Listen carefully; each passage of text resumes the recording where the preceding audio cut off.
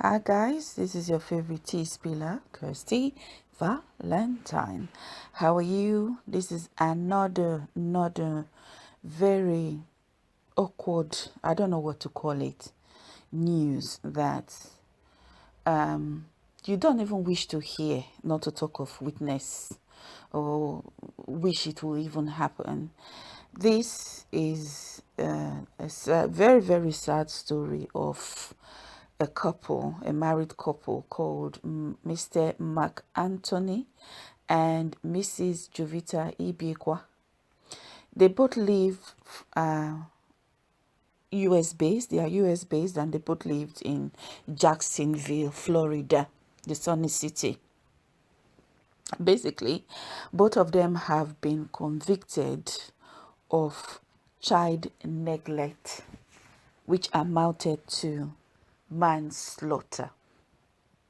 It happened that this Nigerian couple, they live in Jacksonville, Florida, USA.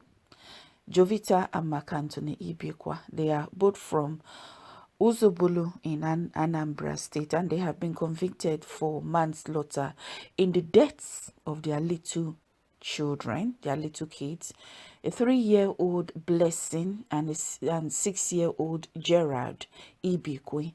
They both drowned in a neighbor's swimming pool after they had been left alone for hours by themselves. And with the judge who is presiding over the case, it seems that each one of them will get 30 years on their counts of judgments, and they might both spend 45 years in jail, and there is the possibility that they will be deported back home to Nigeria. See, this is the gist. We all know that we all have to come here and work. And people, they have a lot of families and all that. But I keep saying this every day.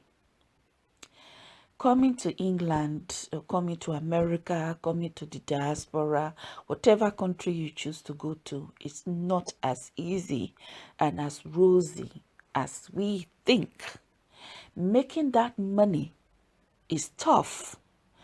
The sacrifices you have to make to save, even if you are earning good money, by the time you take off your bills, you'll be struggling to have savings in your account.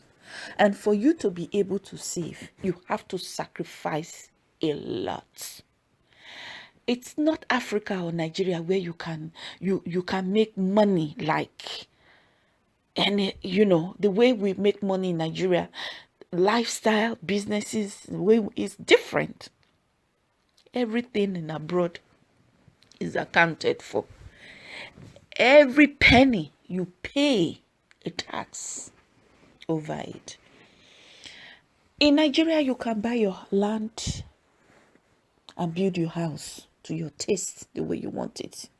You don't have to pay mortgage if that is the way you choose to be a home owner and a landlord.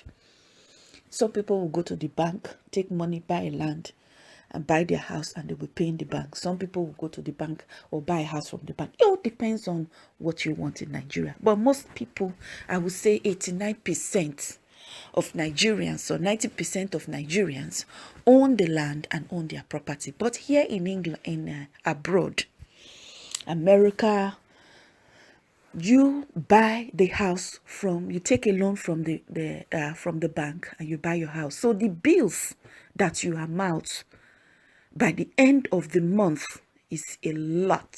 It's a lot. So even if you are earning good money and you have a professional job and you are earning good money, by the time you take out all your bills, you come and look at how much is left in your hand, and then you look at the hustle, the pressure, and everything you are going through at work. You look at the money and you say, so this is what I'm working for, because that's the only thing you can see. That is if you even see it. Because the whole salary that you earn, you don't go to your bank and withdraw it. You can't see the whole thing. All the bills goes out by direct debit.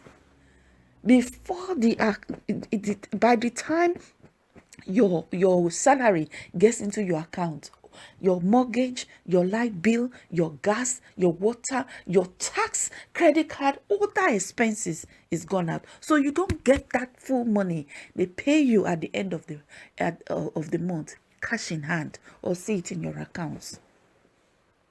That is the lifestyle here. So people are working their ass out to make ends meet, living here in abroad. They work their ass out, and it's not easy at all. Now, some people in the process neglect their children, and this is what I keep saying all the time. It's not easy. It is tough. I myself, I have been through it. Sometimes you get the job, you can't get childcare. Sometimes you can get the childcare, the job you want will not come at the time you want it. So it is tough. It is not in one route way. But if you are somebody who has your partner, you are living with your partner, you have your man, you have your woman, two of you should sit down and plan this very, very well. Your kids are the foremost important thing. When it comes to kids and welfare, the Western government do not take it lightly. In fact, giving this couple 45 years, that is what they are saying, in jail, they are being lenient. Some people will spend the rest of their life in jail and they will never come out. This is a sad thing. This is a disaster that has happened to this family. They had two kids, 6-year-old Gerald Ibiakwe and Blessing Ibiakwe. The incident, mind you, happened 11 years ago. It happened in 2010. So it is a case that 11 years later, in 2021, they have been convicted. So it's a case that they have been fighting on and on for 11 years. So you can imagine the cost, what it has cost them. If you look at them, if you look at the pictures of both of them, they are so exhausted. They must, because America is expensive. America, everything is money. When it comes to getting a solicitor, an attorney, a lawyer is so damn expensive. It don't come cheap. So you can imagine that case going on. They have been fighting this case in Florida, in the city of Jacksonville, in Florida, for 11 years. Let me read the story for you. Now, what happened was that both parents, Jovita and her husband, they go to work. So in the case of what I read in the case, in the file, the law file, is that he goes to work and then he comes back home. The wife will go to work. So like they were rotating it. How do I know that? I would explain. Now, it was according to the attorney, the state attorney, that is the state attorney. He said this was a very difficult case to try, one of the most difficult ones I ever had to try. But I think this jury did hold these parents accountable for the lack of supervision of their children. Jovita Ibiakwa told police she left her children at home to go to work after calling her husband to come home from work. She testified he assured her he would be home in 5 to 10 minutes. His daily commute normally takes, which means I'm sure if his daily commute to work is 5 minutes, and coming back from work to his home is 5 minutes, which means he walked very close to where they both lived. Mark Anthony Ibekwa initially told police he had car troubles, but later changed his story and said he stayed to work more hours. You see where greed and money comes in. Sometimes I won't blame them, it could be the bill, but when it comes to your children, the welfare and the safety, the health and safety of your children is most important than the money. In closing his argument, defense attorney for both couple, Mr. and Mrs. Ibekwa, Thomas Fallis, emphasized the law pertaining to the accusation of culpable negligence versus simple negligence. He said, culpable negligence is more than just a failure to use necessary care. What did I say before? The wife Jovita called her husband, Mark Anthony, to say she's going to work, and he said he was going to be home in 5 minutes. But he later decided to do long hours without calling his wife to say he would not be home in 5 minutes, but he is going to be doing long hours. And the fault on his wife was that the fact that her husband said to her that he was going to be home in 5 minutes did not guarantee her to leave those children, to go to work, and not check back on her kids or check that the husband was home to take care of those kids. That you left your kids for 5 minutes does not give you a pass. Anything could happen in a second to those children. A 3 and a 6-year-old don't know what they are doing. They are babies. So she did not wait for her husband to come home before leaving for work. So she left for work before her husband got home. That is the negligence on both parts that the judge, the district attorney, is seeking justice for those drowned kids. They sympathize with both parents, Jovita and Mark Anthony, but they are seeking justice for those kids who were left unattended to. Here's the story. Fali said Jovita Ibekwa was acting in a reasonable fashion. He didn't say responsible fashion. He said reasonable fashion when she thought she was leaving her kids home alone for no longer than 5 to 10 minutes.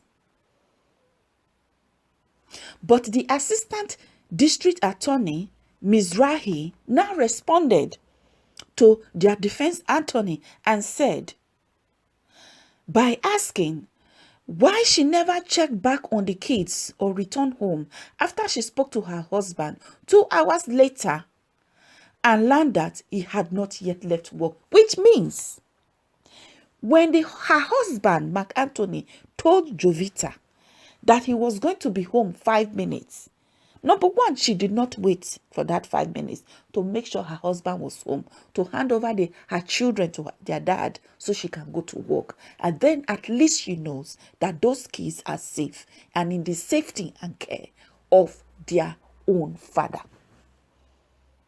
She left those children on their own, unattended to, and went to work. And when she later found out that the husband was not home 2 hours later, she did not drop that job and say she has to go home. She continued working and left those children on their own. So in the eyes of the jury, that is absolute neglect. That is where the justice for those children are coming in, for the drunk kids. Going back to the story, they had been left alone for 3 hours. Jovita Ibekwe faces up to 30 years on each count. That is a life sentence. So they are not even putting her down for one count. they are putting her for, they haven't mentioned the count for more than one count. So on each count, they are sentencing her for 30 years. And she's already 52. And when this thing happened, she was about 41. Because she was born in 1968. When this incident happened in 2010, 11 years ago, she was 40 or 41. And now in 2021, 11 years later, after the unfortunate incident, she's now 52. So just one count alone, that is 30 years, she'll be 82. How do we know she will live up to 82? That one not go come out again. No, it don't finish. They take their hands, scatter their family. It's a pity. Mark Anthony Ibekwa faces up to 15 years on each count. And the High Judge, Suwood, will sentence them this year, April, which is next month. And the worst thing is that they are not even American citizens yet. They are still Nigerian citizens. So, still Nigerian citizens, the Ibekwas also likely may face deportation. According to Mark Anthony's Ibekwa's defense attorney, Al Perkins, though he said he thinks it will be up to a federal judge. So because they are still Nigerian citizens, they might still be deported. But he is not 100% sure of that. He thinks that will be up to the federal judge to deport them to Nigeria. But the way I'm thinking, in my own opinion, no, I don't think they will deport them to Nigeria. They will like them to serve that sentence there in America, because they had those children there in America. The neglect was done in America. Those people, those children died and drowned in that pool in America, and the memoriam, and they were buried in America. So I think they will want the parents to serve their sentences in the US, because they know if they send their parents to Nigeria, the Nigerian authority bribe, they will let them go. They won't even serve that sentence. So they know the Nigerian jury and law doesn't even so let's not just go there. So for me, it's very, very unlikely, because even his defense attorney is not even sure of it. Mizrahi said he understands the Ibekwas love their children very much, but he said he kept his focus on finding justice for the drowned children. You know, I mentioned that before. It is not about the parents now, that they had to go to work and the circumstances around it. But as parents who brought your children into this world, you know they are incapable of taking care of themselves. Even leaving a 14 and a 15-year-old at home is iffy, not to talk of a 3 and a 6-year-old. When a 3-year-old that was born in 2009 is a baby, he don't know what he's doing. Someone had to stand up for those kids, he said. And as I feel sympathy for their parents, it was their fault. Please, I'm using this to urge, especially parents who have to work, foreigners who are here in foreign land, in diaspora. We know how it is. We know it is very difficult. We know that you left the shores of your motherland to come here to better your life. But it is not a do or die thing. Someone who is born to be wealthy will be wealthy. Someone who is not going to be wealthy will not be wealthy. I'm not saying that in saying what the statement I have just made, if you are born to be wealthy, you'll be wealthy, that you should put your hands and your feet down and not work. You've got to eat, you've got to feed, you've got to have a roof over your head, you've got to have food in your stomach, you have to have clothes over your body. You need to live life. You need to be you need to be able to live comfortably and not be a beggar or destitute in the streets. Just work for that. Yeah, work. And some people, I don't know how to put it, whether they live to work or they work to live, I don't know. But be comfortable. When you're comfortable, it's okay. Forget about people have mansion, people have big jeep, people have big car. See, this is one thing I noticed about the Nigerian community in America. They compete with each other so much. Show off. They will go and carry a big house, have a big jeep and all these things. Carry 15 years of lace they haven't even paid for. Always doing 50-year-old birthday party. Nobody is before 50. No one is after 50. They are all 50. What for? If this one if a couple is doing a 25 years wedding anniversary, 30 years wedding anniversary, 50, whatever wedding anniversary, some of them were not even married in the first place. Maybe they are just common, and they are just answering Mr. and Mrs. They haven't even married, done the proper wedding. I'm not saying all low. So, because one couple is doing wedding anniversary, another one will want to go and do his own to override and supersede the one he or she attended before. Competition. In that way, competition. Who are you trying to impress? And America and people over there, some of them are so materialistic and so vain. They want to show. Who are you showing? What are you showing? What is it that you are showing that didn't exist before you started it and will not exist after you leave this world? So live your life to your own comfort. Forget about people. I noticed that thing a lot among Nigerians, Nigerian community in America.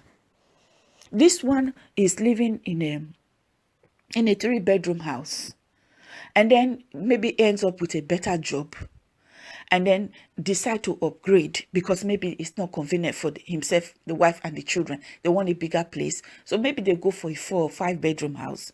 The one who is working as a care, who is lying that is a nurse, that's one thing. They will be working as a carer in a home, and they'll be lying to friends, lying to people, especially those who live outside America, that they are nurses. It's only when you travel there and you notice that they are 2nd grade or 3rd grade carers. Then the one who is working in a care home will also want to go and buy a 4-bedroom house. And their ass will never sit in that house because the mortgage is so high, the insurance is so high, the gas is so high, the water rate is so high, the light bill is so high. They are working all the extra shifts in that home. They don't have time for those kids. This is the problem. Then the Americans you meet there, the nurses will work 2 or 3 days. They will go away on weekend with their family, enjoying their life. And they will still live to a ripe old age.